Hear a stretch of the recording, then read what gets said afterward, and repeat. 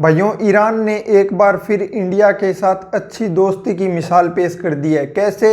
India के अंदर जो ईरानी राजदूत है, कौन? मोहम्मद फतेह अली, उस बंदे ने एक इंटरव्यू में ये बात कही है कि जो देश अमेरिका और इजराइल के साथ थे हमारे खिलाफ युद्ध में, हम उनका साथ किसी भी हाल में नहीं देंगे, स्ट्रेट ऑफ हॉर्मुज में उनको गुजरने नहीं देंगे।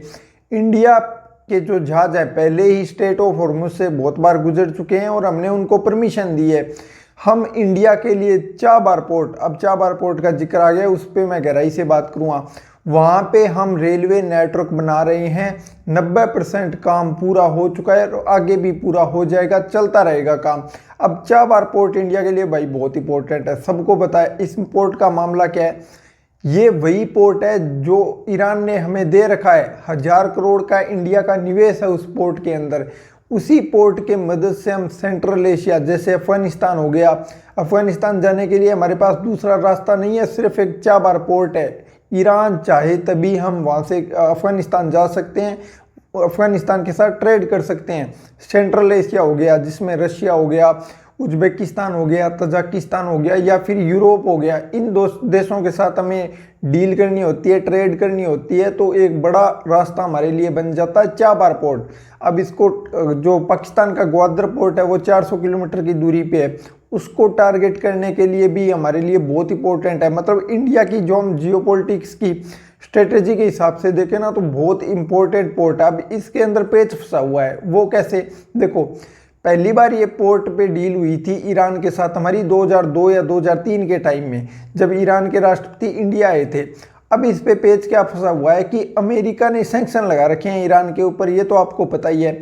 अमेरिका ने ये भी कह रखा है कि कोई भी ईरान के साथ या किसी भी स्ट्रेटेजी पार्टनरशिप के साथ ईरान के साथ होगा तो हम उस पर सैंक्शन लगा देंगे, और सैंक्शन ऑलरेडी ईरान के ऊपर चल रहे हैं।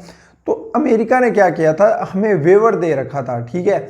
अमेरिका से डर इस बात का रहता है कि अगर अमेरिका के खिलाफ जाकर कोई कंपनी चाबार पोर्ट पे ही काम करती है, ईरान के साथ डील करती है, तो अमेरिका उसे ब्लैकलिस्ट कर सकता है, उस पर सैंक्शन लगा सकता है। तो सैंक्शन का डर होता है, तो अमेरिका ने वेवर दे रखा था। वेवर का मतलब ये हो गया कि उन्होंने हमें टाइम दे रखा था कि हाँ तुम लोग कर सकते हो डील, ठीक है भाई, वो तो चलता ही रहता है, आपको पता ही है।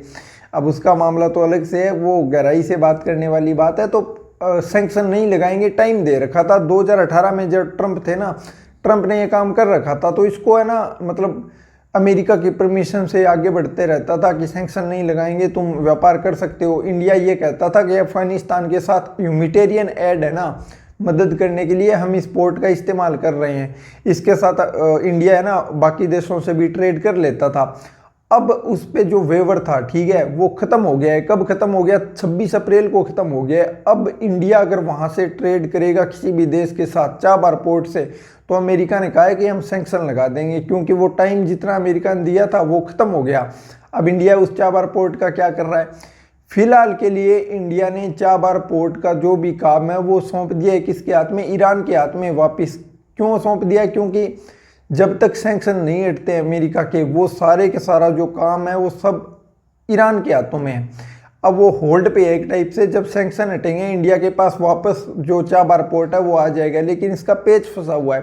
पेच ऐसे फंसा हुआ है कि अमेरिका सैंक्शन का धमकी देकर हमें जब मर्जी वो छुटा लेता है।